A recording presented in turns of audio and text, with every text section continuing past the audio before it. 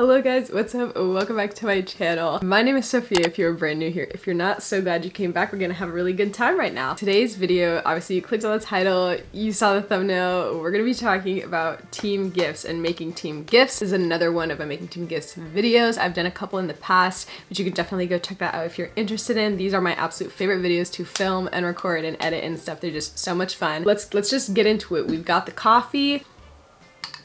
All right, let's go. Let's do it. First of all, just like cover the basics really quick. I'm a competitive all-star cheerleader. We have competition coming up. Normally the last practice before competition, we get team gifts or team like merchandise, basically things that we can use to wear and like have around the competition just to kind of like support our team and represent our teams. I have all the machines and equipment to make the things and it's really fun for me. So I'm the one that actually just like makes all this stuff and whatnot. So our theme this year is Miami and we really wanted to do clothing and things and designs that were like based around our theme to kind of represent that. My previous team gifts were these like set of pink and blue like tank top sports bra kind of vibe. Everybody loved them. They were such a hit. I was able to do rhinestones finally, so I put rhinestones on it and everybody loved it. So I was like, oh my god, yay, awesome. And then we're starting to get ready to do the team gifts for this competition and I'm like, Sophia, like how am I gonna top that? I was like, okay, well, first of all, we had a blue sports bra and a pink tank top. So I definitely knew that I wanted to do something like that, but in the reverse. And I knew that the team really wanted something like that as well. So I knew for a fact that we wanted to do pink sports bras and blue tank tops so that everybody could have like both of the options. Let me tell you, finding pink sports bras is one of the most difficult things ever because like I'm very picky when it comes to the clothing and the pieces that we end up choosing. Because of that, it's very, very difficult to actually be able to find a piece that has the fabric that I want, the exact color, the stitching, like all of that kind of stuff. In my previous videos, I've listed like all the different places that we look to shop, so you can definitely go like check those out. I'm not gonna get into it. Finally found the pink sports bras and the tank tops and everything. With the designs, I was like, okay, well, I feel like I did rhinestones on the first thing that we did. So I was like, okay, like obviously we got to keep doing something with rhinestones because the rhinestones are awesome and they look so fun. So I'm like, okay, what else can I do with rhinestones? Because I don't want to just like slap the name on the item in rhinestones. Like that's boring. Like I did that. Okay, like moving on. So I'm like, okay, let me look up things that have to do with our theme, like Miami. Very attention grabbing if you like look up Miami on Pinterest or like Miami words, fonts, themes, like all that kind of stuff. So I'm looking up on Pinterest and just like online in general for like different fonts and stuff that have to do with Miami. And I came across this design that I want to say, I don't know if it was a poster or a t-shirt or what, a 3D Miami font, but it had like the city of Miami in it and then it was like dragged down or something and I was like, wait, like this is cool, I can do something with this. So I'm like, why don't we do a 3D effect but with the rhinestones? Now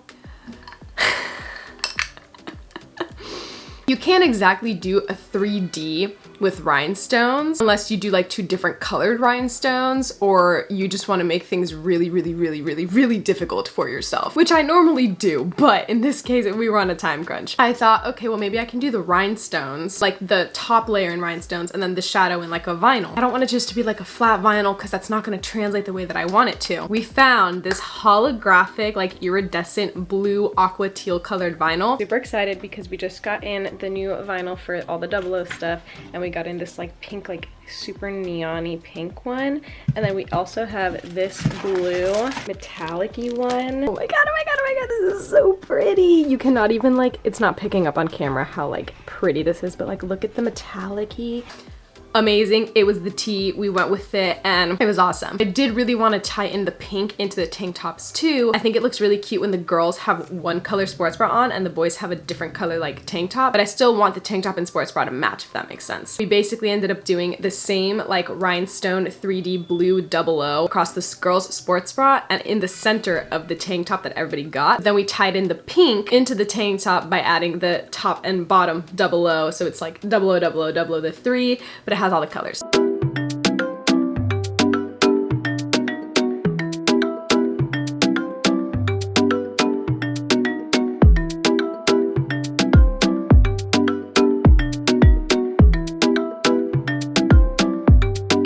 Okay, moving on to the shorts. Oof.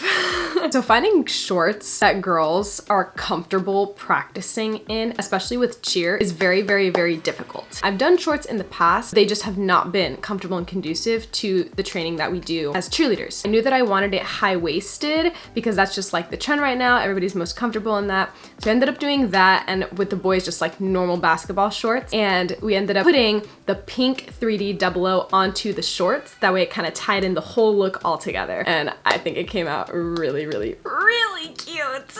That's pretty much it with that. Now we go into like all of the little like details and accessories and stuff. The next thing that we got, which was a new thing that we had to start doing this year, obviously, which was our masks. Now I did masks for Camp Geneva that were a little more like casual, so to speak. They were just kind of masks that everybody could have like as a team to match and, you know, be done with it. So I thought to myself, wait a minute, like we don't have an actual competition mask. Almost like if we had to make it a part of the uniform, like we don't have a mask that goes with our uniform. I definitely want to do black masks, obviously, because like they just go with everything. With the girls, when you have like makeup on and stuff, it won't like get off and like show up as much on the black masks. I felt like easier to wash and keep clean, etc., etc. I want to make them match the uniform. For the uniform, it has this like the 00 on like the shorts and the pants for the boys. And it just has like blue and the pink 00, and it has Miami written through it. So I'm like, oh my God, we should just copy that exact thing with the 00s, but instead of Miami written through it, we can just put everybody's name written through it. They came out so cute. I love them. They go perfectly with the uniform too,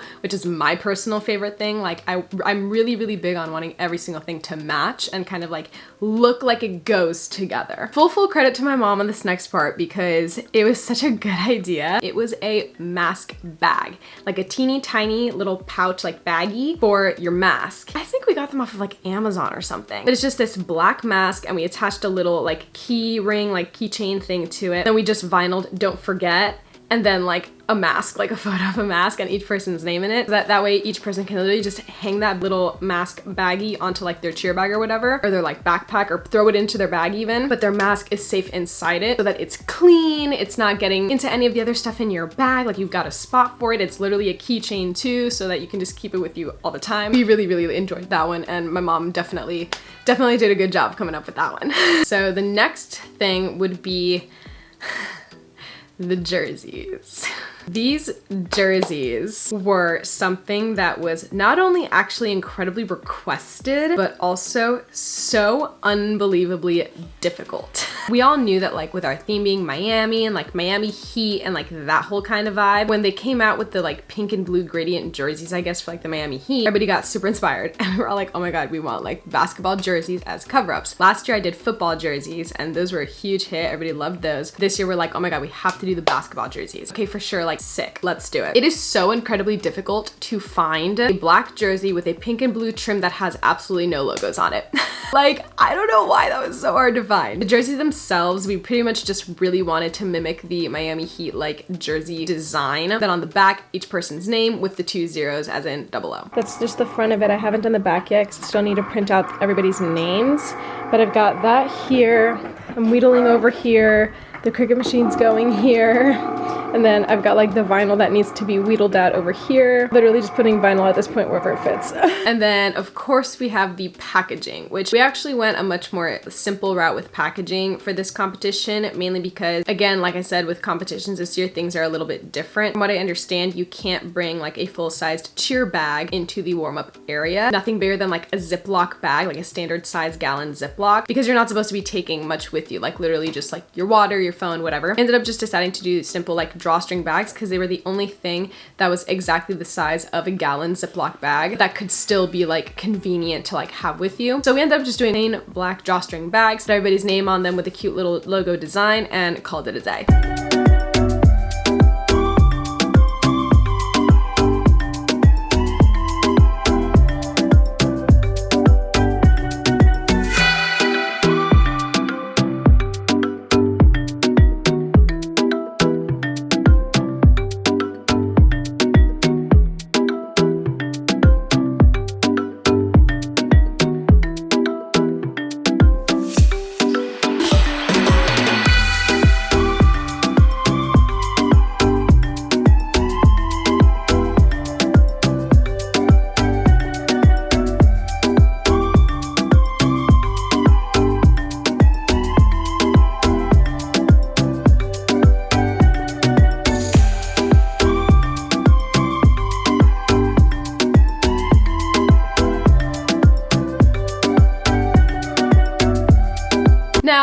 Sophia, do you ever like make mistakes with crafts, or like do you ever have any issues when you're like making the stuff, or do things ever go wrong, or does it ever just like not work out? Does that ever happen? More than you know.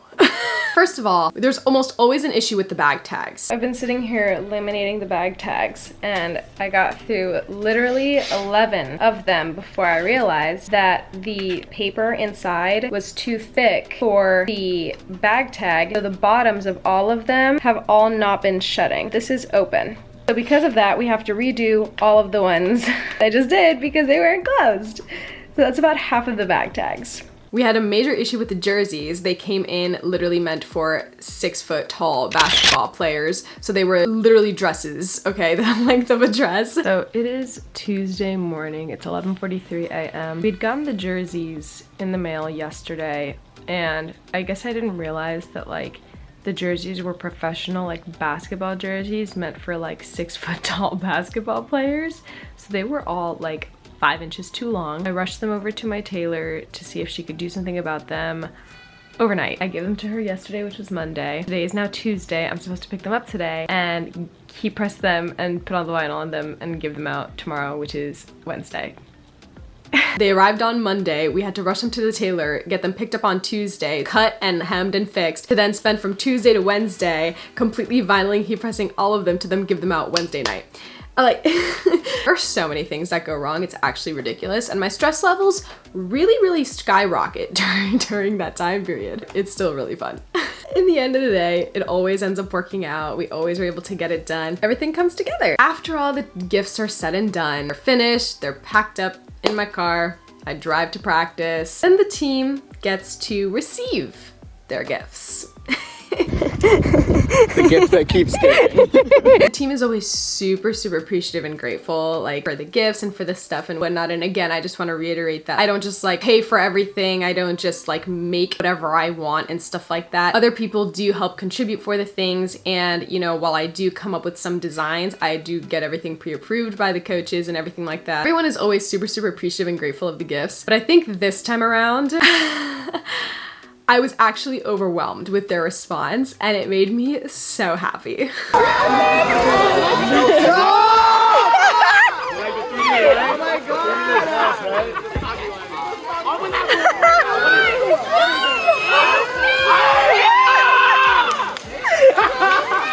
Sophia! Oh my god! That's pretty much it for this How I Make Team Gifts video. I absolutely love doing these videos. I love showing you guys the whole process of making this stuff, and I know that you guys really like to see it. So yeah, that's gonna be it. Thank you guys so much for watching. Hope that you enjoyed it, and I will see you in my next video. Bye!